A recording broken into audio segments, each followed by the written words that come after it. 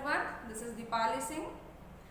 मैं उम्मीद करती हूँ कि आप लोगों ने अब तक अपना यूजीसी नेट जून 2020 का रिजल्ट देख लिया होगा। इसके लिए मैंने चैनल पर वीडियो डाल दी थी, अपडेट थी आप सबके लिए कि नेट का रिजल्ट आ गया है। आप सब देख लें कि आपने जो last 1 year hard work put in किया उसका रिजल्ट आ गया है, आप देख लें।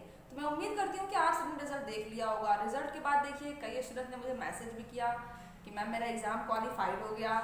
ये मुझे बहुत खुशी हुई कि स्टूडेंट्स ने रिस्पांस किया कि मैम मेरा एग्ज़ाम क्वालिफाई हो गया, मैंने क्लासेस के वीडियोस फॉलो किए थे, मैंने टेस्ट सीरीज ली थी, तो इट मेक्स मी हैप्पी। और उन सारे स्टूडेंट्स को मैं कॉन्ग्रेचुलेट करना चाहती हूँ जिन्होंने ये एग्ज़ाम क्वालिफाई किया। अपने फर्स्ट अटैम्प्ट, सेकेंड अटैम्प्ट का आपने दिया है ये मायने नहीं रखता, चाहे वो आपका 5वां अटैम्प्ट क्यों ना हो, लेकिन मायने क्या रखता है यहाँ पर प्रोग्रेस, कि आपने प्रोग्रेस कितना किया, क्या आपके नंबर पिछली बार से इंक्रीज हुए हैं या डिक्रीज हुए हैं। अगर वो इंक्रीज हो रहे हैं तो वो एक पॉजिटिव साइन है आपके लिए। वो आज नहीं तो कल वो नेट से जेआरएफ पहुंच जाएगा, लेकिन अगर आपका वो हार्ड वर्क पुट इन हो रहा है और आपके जो नंबर हैं वो इंक्रीज हो रहे हैं अटेम्प्ट के बाद दूसरे अटेम्प्ट में, तो ये अटेम्प्ट मायने नहीं रखते। उन सारे स्टूडेंट्स को देखिए मैं कॉन्ग्रेचुलेट कर रही हूँ जिन्होंने ये एग्ज़ाम क्वालिफाई किया है। और उनके लिए एक मेरी तरफ से एक इन्फॉर्मेशन भी है कि आप सब जिनका ये एग्ज़ाम क्वालिफाई हुआ है वो अपनी एक फ़ोटो और अपना नाम और अपनी इन्फॉर्मेशन दे करके मुझे मेरे व्हाट्सएप नंबर पर मैसेज कर सकते हैं। नंबर 7081681751 है। डिस्क्रिप्शन में नंबर मैं दे दूँगी, आप मुझे वहाँ पर अपना नंबर और अपना नाम और आपने नेट क्वालिफाई किया या जेआरएफ क्वालिफाई किया आप मुझे ज़रूर बताइए, जिससे कि मैं उसे कंबाइन करके एक वीडियो बनाऊंगी ताकि वो और स्टूडेंट्स को मोटिवेट करने में हेल्प करे कि अगर ये स्टूडेंट कर सकता है या ये कर सकती हैं तो मैं क्यों नहीं कर सकता या मैं क्यों नहीं कर सकती। बिल्कुल, अगर कोई स्टूडेंट कर रहा है तो वो दूसरा स्टूडेंट किस मामले में उससे कम है, वो भी कर सकता है। तो उनको मैं मोटिवेट करने के लिए एक वीडियो बनाना चाहती हूँ, तो आप सब अपनी इन्फॉर्मेशन मुझे ज़रूर सेंड कर दीजिएगा। दूसरी बात मैं यहाँ करना चाहती हूँ कि रिज़ल्ट जब से आया है या फिर जब कट ऑफ रिलीज़ हुई थी उसके बाद बहुत से स्टूडेंट्स ने मुझे मैसेज किया कि मैम कट ऑफ तो इंक्रीज़ हो गई, हमने ये एक्सपेक्ट ही नहीं किया था। तो देखिए मैंने कभी इस बात से एग्री नहीं किया था कि कट ऑफ कहीं से कम होगी। कट ऑफ कम कहाँ से होगी, कंपटीशन बढ़ रहा है, कंपटीशन कम नहीं हो रहा है। कहीं से भी आप देखेंगे ना कि फॉर्म भरने के जो नंबर होते हैं स्टूडेंट्स के वो कम नहीं हो रहे हैं, वो इंक्रीज हो रहे हैं। और जब more number the student appeared in the examination तो it will increase the cut off, ये बहुत कॉमन सेंस है। और फिर भी देखिए कट ऑफ दिसंबर के अटेम्प्ट के लगभग सेम ही रही है। हम लोग एक्सपेक्ट कर रहे थे कि हो सकता है कि 1% कम हो जाए, लेकिन देखिए ये एक्सपेक्टेशन से नहीं होगा। नंबर कट ऑफ कम नहीं हुई, कट ऑफ लगभग सेम ही रही। कट ऑफ सेम होने के मैं रीजन्स आपको बता सकती हूँ। नंबर 1 है कि काफ़ी टाइम मिल गया प्रिपरेशन के लिए। जहाँ पर स्टूडेंट्स अपने हॉस्टल में थे वो अपने घर पर आ गए, सारे सोर्सेज उनके पास हैं, उनके पास टाइम है, लॉकडाउन सिचुएशन है जहाँ बाहर उनको आना जाना नहीं है, तो वो घर पर रह के पढ़ रहे हैं, उनको और टाइम मिल रहा है पढ़ाई के लिए। तो कट ऑफ कहाँ से कम होगी, वो और ज़्यादा पढ़ रहे हैं। हमको लगता है कि खाली हम ही पढ़ रहे हैं, पर ये सबसे ज़्यादा एक नेगेटिव थॉट है जब हम सोचते हैं कि खाली हम ही पढ़ रहे हैं। इस समय ऐसा नहीं है। जब आप पढ़ रहे होते हैं तो उस समय बहुत से स्टूडेंट्स पढ़ रहे होते हैं, लेकिन आप सिर्फ उनको देख नहीं पाते और इस आप गलतफहमी में रहते हैं कि इस समय तो खाली हम ही पढ़ रहे हैं और कोई नहीं पढ़ रहा है। या आप रात में 12 बजे पढ़ते हैं, 2 बजे पढ़ते हैं, 4 बजे पढ़ते हैं, सुबह उठ जाते हैं 6 बजे। सिर्फ आप ही नहीं उठते, सिर्फ आप ही नहीं पढ़ते, जो आपके कॉम्पिटिटर है ना वो आपको पीछे करने के लिए वो भी पढ़ रहे होते हैं। ये प्रोसेस है, ये आपको माइंड में रखना पड़ेगा कि और भी स्टूडेंट्स हैं इस लाइन में जो आपके लिए आपकी तरह ही नेट की प्रिपरेशन कर रहे हैं। तो आपको क्यों लगता है कि वो सो रहे होंगे, वो घूम रहे होंगे, वो सोशल मीडिया चला रहे होंगे, वो भी पढ़ रहे होंगे। ये मानकर आप चला करिए कि जब आप पढ़ रहे हैं तो कई स्टूडेंट्स अपने घर पर पढ़ रहे हैं, उनको भी नेट क्वालिफाई करना है, तो कट ऑफ कम होने के चांसेस तो कोई है ही नहीं। और देखिए जो स्टूडेंट पढ़ते हैं वो एग्ज़ाम देने क्यों नहीं जाएंगे, वो एग्ज़ाम देने जरूर जाएंगे। जिन्होंने पिछले 1 साल में हार्डवर्क किया, डेडिकेशन से पढ़ा, उन्होंने मेरे वीडियोस देखे, चैनल के टेस्ट सीरीज ली, वो आखिर में क्यों एग्ज़ाम देने नहीं जाएंगे, वो ज़रूर एग्ज़ाम देने जाएंगे। जिनका तैयार नहीं होता वो सोचते हैं कि मैं एग्ज़ाम देने जाऊँ या ना जाऊँ, पास होगा नहीं होगा, नेट है, इतना बड़ा नाम है, किसी का क्वालिफाई ही नहीं होता। पहले दिमाग में तो आदमी का यही आ जाता है। पॉजिटिव थॉट हम कम सोचते हैं और नेगेटिव थॉट 80% माइंड में रहते हैं, 20% पॉजिटिव। उसको चेंज करिए, 80% आप पॉजिटिव रखिए और 20% नेगेटिव, इनफैक्ट 0% रखिए नेगेटिव में। जब पॉजिटिव सोचेंगे तो आपकी प्रोग्रेस भी बिल्कुल पॉजिटिव होगी। ये आप हमेशा अपने माइंड में रखे करिए। अब जब टाइम मिला स्टूडेंट्स को, उन्होंने पढ़ा और जो बच्चों का तैयार था वो पेपर देने गए, तो कट ऑफ कम क्यों होगी? और तीसरा देखिए रीज़न है कि ड्रॉप क्वेश्चंस। 3 क्वेश्चंस आए थे या 4 क्वेश्चन, 3 सवाल ड्रॉप हुए हैं पेपर 1 और पेपर 2 मिला करके। ड्रॉप क्वेश्चंस भी इसमें उनका भी रोल था कि कट ऑफ कम नहीं हो पाई। और देखिए अब मैं बात करना चाहूँगी उन स्टूडेंट्स की जिनका ये एग्ज़ाम क्वालिफाई नहीं हो पाया, जिनका नेट नहीं हो पाया या जिनका जेआरएफ नहीं हो पाया या जिनका 1-2 क्वेश्चन से नहीं हो पाया। सबसे पहले तो मैं उनको बताना चाहूँगी कि जिनका 1-2 क्वेश्चन से नहीं हुआ, ये आपको डिफाइन नहीं कर रहे हैं आपके हार्डवर्क को, आपकी पोटेंशियल क्या है। 1-2 question is just about a luck. इस बार नहीं तो नेक्स्ट बार आपका पक्का है जेआरएफ, श्योर है। नेट पक्का है। अगर आपका 1% 1 क्वेश्चन से रुक रहा है तो उसके लिए आप बिल्कुल खुद को परेशान मत करिए, डीमोटिवेट बिल्कुल मत होइए कि मेरा नहीं हुआ। डीमोटिवेशन आपको हेल्प नहीं करेगा आगे बढ़ने में। सिर्फ वर्क करता है वो है मोटिवेशन, वो है आपका हार्ड वर्क, वो है कि आप कल से आज अच्छा कर रहे हैं, वो आपको प्रोग्रेस में हेल्प करेगा।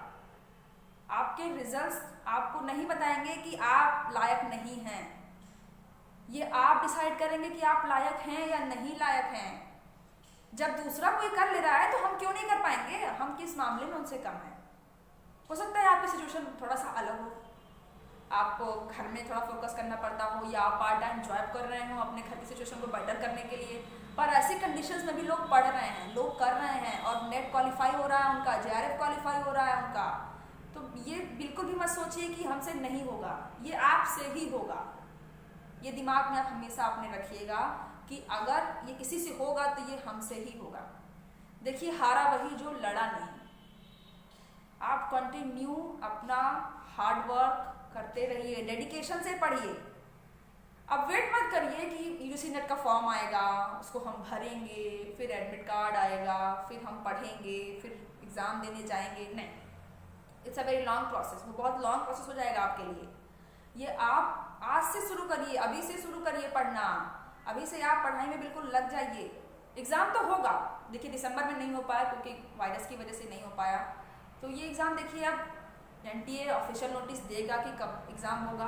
अब हो सकता है कि जनवरी में कई लोग एक्सपेक्ट कर रहे हैं या फिर वो जून तक भी जा सकता है एग्ज़ाम। तो वो जब भी होगा तो नेक्स्ट ईयर ही होगा। तो इसके लिए आपको अपने आप को तैयार रखना है, आपको जो आपने सोर्सेज फॉलो किए वही फॉलो करना है। अगर आपका 1-2 क्वेश्चन से 3 क्वेश्चन से रुक रहा है तो आप उन्हीं सोर्सेज को कंटिन्यू फॉलो करिए, वो आपको नेक्स्ट टाइम जेआरएफ दे करके ही जाएंगे। आपका नेक्स्ट टाइम जेआरएफ और नेट बिल्कुल हो जाएगा।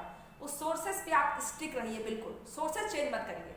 सोर्सेज के लिए देखिए ऑनलाइन बहुत से सोर्सेज हैं, लेकिन आपको क्या फॉलो करना है ये आपके ऊपर डिसाइड करता है। मुझे देखिए एक स्टूडेंट ने मैसेज किया था कि मैम मैं आपके सारे वीडियोस को मैंने अपने बुक में लिख रही थी, मैं उनको कंटिन्यू अपनी कॉपी में उनको रिवाइज करने के लिए लिख रही थी और मेरा नेट क्वालिफाई हो गया। तो ये एक बहुत अच्छी बात है।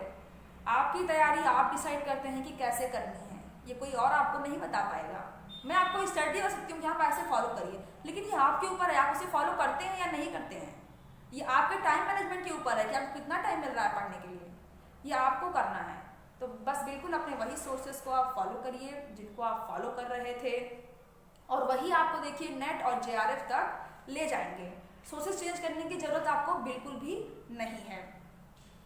और बात मैं देखिए करना चाहूँगी यहाँ पर कि पेपर 1 और पेपर 2 ये 2 बिल्कुल अलग अलग पेपर हैं। पेपर 2 आपके सब्जेक्ट का पेपर है और पेपर 1 जो कि 10 यूनिट को कंबाइन करके आता है, जिसमें रीजनिंग और टीचिंग मैथ्स सब कुछ इंक्लूडेड होता है। कई स्टूडेंट्स का शायद इसलिए नेट रुक गया या जेआरएफ रुक गया क्योंकि उनके पेपर 1 के मार्क्स कम थे। पेपर 2 में तो उन्होंने 68 क्वेश्चन उनके बिल्कुल सही थे, लेकिन पेपर 1 वो 22 रह गया, 22 क्वेश्चन पे अटक गया और इससे ज़्यादा नहीं आ पाया और उनका नेट या जेआरएफ रुक गया। पेपर 1 के लिए मैं ये हमेशा देखती हूँ, या जब मैं खुद प्रिपेयर कर रही थी इस एग्ज़ाम के लिए तब भी एक है कि एक बना हुआ है कि आप सिर्फ ये पढ़ लीजिए, टीचिंग पढ़ लीजिए, रिसर्च पढ़ लीजिए, एनवायरनमेंट आपका हो गया, हायर एजुकेशन आपका हो गया, आईसीटी हो गया और आप पेपर में अच्छा स्कोर कर लेंगे। कहाँ से कर लेंगे आप स्कोर जब तक आप मैथ्स, रीजनिंग, डीआई नहीं लगाते। देखिए टीचिंग और रिसर्च में क्वेश्चंस गलत होने के फिर भी चांसेस रहते हैं, लेकिन अगर आपकी रीजनिंग आपने करेक्ट सॉल्व कर लिया, आपने मैथ्स करेक्ट सॉल्व कर लिया, आपने DI करेक्ट लगा लिया, तो 15 क्वेश्चन आपके कहाँ गए? कहीं नहीं जाएंगे। 15 क्वेश्चन आपके वो बिल्कुल सही करके आप आएंगे अगर आप ये तीनों सेक्शन कर रहे हैं तो। इसलिए आप पेपर 1 में कोई यूनिट मत छोड़ा करिए, सारे यूनिट को पढ़ा करिए। मैथ्स, रीजनिंग और DI तो बहुत इंपॉर्टेंट है। ये जो बच्चे जो कंपटीशन में पीछे रह जा रहे हैं, ये सिर्फ उसी वजह से, क्योंकि इन्होंने ये सेक्शन छोड़ दिया। जो औरों ने पढ़ा, जिनका नेट हुआ है या जिनका JRF हुआ है, उन्होंने इस सेक्शन को फॉलो किया, इसको पढ़ा।